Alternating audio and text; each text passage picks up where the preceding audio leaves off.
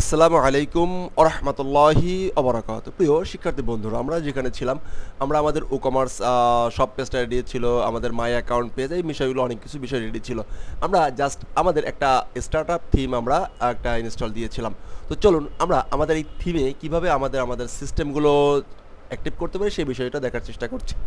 তো সর্বপ্রথম আমাদেরকে আমরা তো যখন থিমটা ডাউনলোড করেছি বা রেডি করেছি তখন কিন্তু আমরা WooCommerce সাপোর্ট করেছিলাম না। তো এখন সর্বপ্রথম আমাদেরকে ই-কমার্সটা কী করতে হবে? সাপোর্টেড করতে হবে। ওকে, তাহলে সাপোর্টেড করার জন্য আমরা কোথায় চলে যাব? আমরা চলে যাব আমাদের থিমের ভিতরে কোথায় চলে যাব? ফাংশনস ডট পিএইচপিতে। এইখানে এসে আমাদের একটা থিম সাপোর্ট করে নিতে হবে। তো সাপোর্ট করে নিতে হবে প্রথম অবস্থায়। দেখেন সাপোর্ট করলে কি হয়, সাপোর্ট না করলে কি হয়। তো আমরা আমাদের যে শপ পেজটা প্রথমে দেখতে পাচ্ছি, শপ পেজ নিয়ে আমাদের প্রথমে খেলাধুলা শুরু হবে। তাহলে আমাদের প্রথম খেলাধুলার প্রথম ইনিংসের বিষয় হচ্ছে একটা শপ পেজ ডেভেলপমেন্ট করা, আমাদের মতন করে, আমরা আমাদের ডিজাইন মতন করে এই শপ পেজটা আমরা আমাদের ডিজাইনে কনভার্ট করব এবং এই শপ পেজ নিয়ে একদম স্টার্ট টু এন্ড সমস্ত কিছু আমরা দেখার চেষ্টা করব। তাহলে একটা শপ পেজ আমাদের থিমে রেডি করতে হলে আমরা যে কাজটি করব, সর্বপ্রথম যে কাজটি করব, তাহলে আমাদের যে এই পেজ ডট যে পিএইচপিটি আছে, এই পেজ ডট পিএইচপিটাকে আমরা কপি করতে পারি, অথবা এই নামে আমরা WooCommerce ডট পিএইচপি নামে একটা ফাইল নিব। এই হলো যে এই ডিরেক্টরিতে WooCommerce ডট পিএইচপি নামে একটা ফাইল নিব। COMMERC commerce ডট পিএইচপি নামে একটা ফাইল নিলাম। ফাইল নেওয়ার পরে এখন আমি দেখলাম এখানে HTML5 ট্যাগ নিলাম আপাতত, এবার লিখলাম যে কি এ আল্লাহ মহান। Fine, okay fine. এখন আমরা একটা কাজ করি, এই শপ পেজ এখানে আসি, দেখি আল্লাহ মহানটা কি শো করতেছে, দেখি না আল্লাহ মহান শো করতেছে না। তাহলে আল্লাহ মহানটা কিভাবে শো করাতে পারি?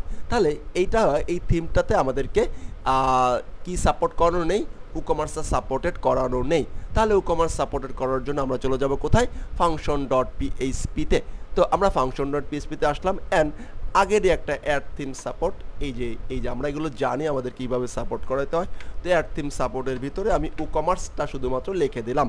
এবার আমরা আমাদের WooCommerce অ্যাড থিম সাপোর্ট WooCommerceটাকে বলে দিলাম। এখন যদি আমরা সব পেজে আসি, দেখব আল্লাহ মহান টেক্সটটা শো করছে, অন্য কিছু শো করছে না। তার মানে আমরা আমাদের যে সব পেজটা আছে, সব পেজটাকে ওভাররাইট করার প্রথম স্টেপে চলে আসছি। ওকে ওকে, অ্যাবসলিউটলি রাইট। এখন আমরা কি করব? এখন আমরা 2-3টা কাজ করতে পারি। সর্বপ্রথম আমরা আমাদের যে পেজ ডট পিএইচপি যেটা আছে, এই পেজ ডট পিএইচপির সমস্ত কোডগুলো আমরা এখানে নিয়ে আসতে পারি। ফাইন, কারণ এই হেডার ফোটার সব কিছু ঠিকঠাক থাকবে। তো এটাকে কপি করে আমি এখানে পেস্ট করে দিলাম।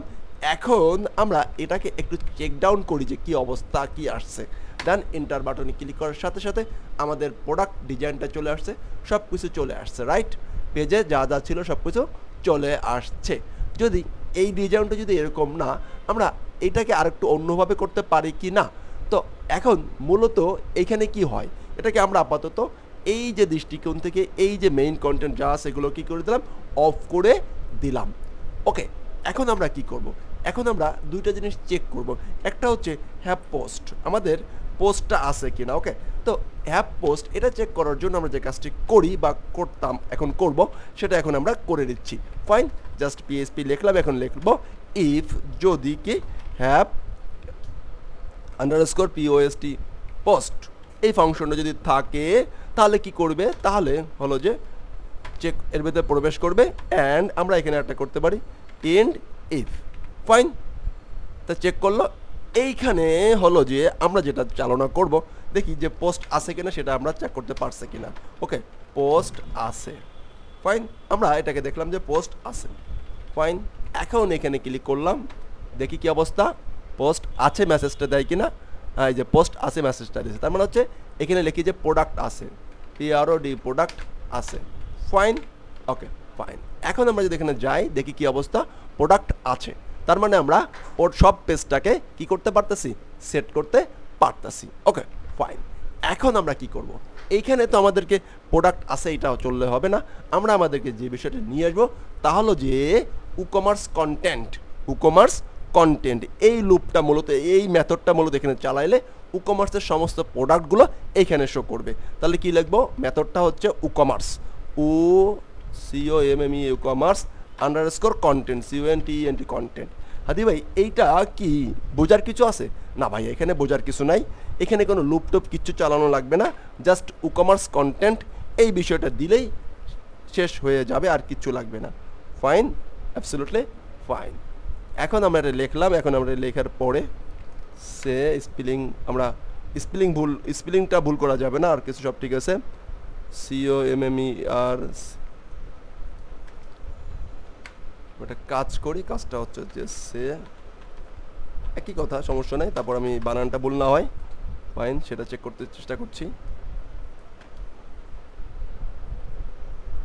Have post, have if underscore post, বানান আমার একটু স্পেলিংটা ভুল যায়, হ্যাঁ, এটা একটু ক্ষমা দৃষ্টির সুন্দর দেখবেন। COMMER WooCommerce underscore CONTENT content, fine fine fine, okay. এখন আমরা এটাকে যদি রিলোড দেই, দেখতে পাবো আমাদের সমস্ত প্রোডাক্টগুলো কি করছে, আমাদের কাছে শো করছে, একদম চমৎকারভাবে শো করছে, রাইট? এইটা কি, এইটা আবার কি জন্য হলো? এখন এইটা আমরা সব পেজটাকে আমাদেরকে কারিশমেটিক ওয়েতে নিয়ে আসতে পারছি। এখন যদি আমাদের হেডার যেটা আছে, হেডার ঠিক থাকে, তাহলে হেডারটা অটোমেটিক পেয়ে যাবে, রাইট না? হেডার নিয়ে আমার চিন্তা ভাবনা করার দরকার নেই, মধ্যন্বয় করে না, আমরা হেডার নিয়ে কখনো কোনো চিন্তা করব না, কারণ হেডারটা হেডার ডিজাইনের মতন চলবে। আমরা এখানে আসলাম, এবার একটু এই সব পেজে ক্লিক করি। এখন দেখেন হেডার, তো হেডার নাই বলে হেডারে কিছু দেই নাই, এখনো কিছু অ্যাড করি নাই। তো আমরা আমাদের টার্গেট কি? সব পেজ। তো এই সব পেজের টার্গেট নিয়ে আস্তে আস্তে করে শুরু করলাম। তো ইতিমধ্যে আমরা সব পেজটাকে ওভাররাইড করতে পারবো ইনশাআল্লাহ, আমরা সব পেজটাকে ওভাররাইড করতে পারার মতন অ্যাবিলিটি হয়ে গেছি। এরপরে আমরা পরবর্তী অপশন এতটুকু আপনারা করে রাখবেন, সিম্পলি আমি যতটুকু দেখাই ঠিক ততটুকু করে ইজিলি করেন, জাস্ট আমরা আর্কাইভ। এখন এখানে আরেকটু ডিটেলসে আমরা নেক্সট পার্টে বলবো, মূলত আমরা কোন পেজটাকে ওভাররাইড করেছি। ওকে, এতটুকু করে রাখেন, এবং আশা করি বুঝতে পারছেন কোন পেজটাকে আমরা ওভাররাইড করেছি, এবং নেক্সট পার্টে আমরা দেখবো আসলে কোন পেজটাকে আমরা ওভাররাইড করতে পারছি। আসসালামু আলাইকুম ওয়া রাহমাতুল্লাহি ওয়া বারাকাতুহু।